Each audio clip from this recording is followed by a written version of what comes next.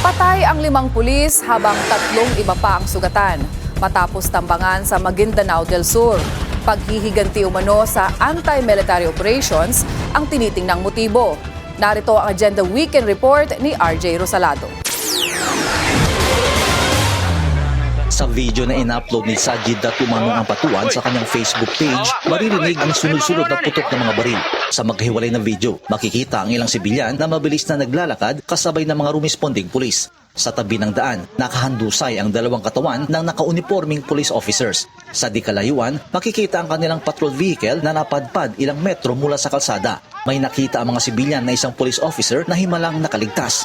Tinulungan nila itong maisakay sa police vehicle. Ayon sa pulisya, tinambangan ang mga pulis na ito habang sakay ng kanilang patrol vehicle sa Sharif Agwak, Maguindanao del Sur, Sabado ng gabi. Isang malakas na pagsabog ang unang narinig bago ang sunod-sunod na putok ng baril. 5 sa 8 police officers ang nasawi sa pananambang habang sugatan naman ang 3 iba pa.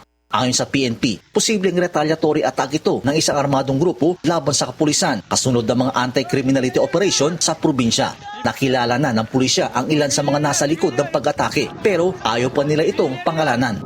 Sa ngayon, sir, tinitingnan natin yung iba't ibang angles. Kagaya nga niya na possible retaliation nila from previous law enforcement operations, yung presence ng mga lawless armed groups doon sa area.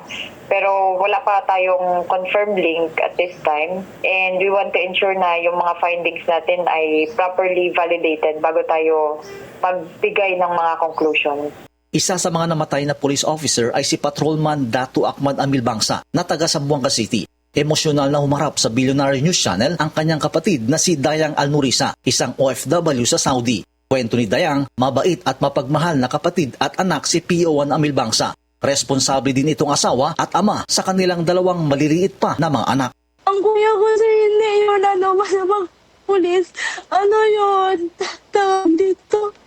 Kung talaga siya yung mga narco-pulis yan, yung mga, hindi siya ganun sir. May takot sa Diyos. At saka, family-oriented talaga siya sir. Kasi kaya din siya siguro nag-sacrifice pagpapunta doon sa Sharif Agwak. Kasi nga gusto niya talaga sir matransfer siya sa Manga or Basila as long as malapit sa asawaan natin tsaka sa mga anak niya. Hiling ngayon ng pamilya Amil Bangsa ang hustisya at mabilis na pag-aresto sa mga taong nasa likod ng pag-atake. So, nananawagan nga ako sa ewan ko kung sino man yung dyan sa mayor ba dyan o sino man yung mga official na sa Sharif Agwak. Sana naman iayusin nila yung ilaw, yung road nila. Kasi paano naman sila ni Mamush? Paano naman din nila sila makapag-ready? Kung ganun walang ilaw, walang man lang. Hindi ka ba naman paril ka lang kung saan lang. Masakit na talaga.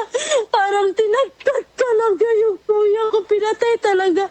Kinondena ng Bangsamoro government ang pag-atake sa mga pulis. Makikipag-ugnayan umano sila sa PNP para makatulong sa investigasyon. Siniguro ng PNP na makakatanggap ng full benefits ang mga pamilya ng mga fallen police officers at medical assistance para sa mga nasugatan. Para sa Agenda Weekend, RJ Rosalado, Billionaire News Channel.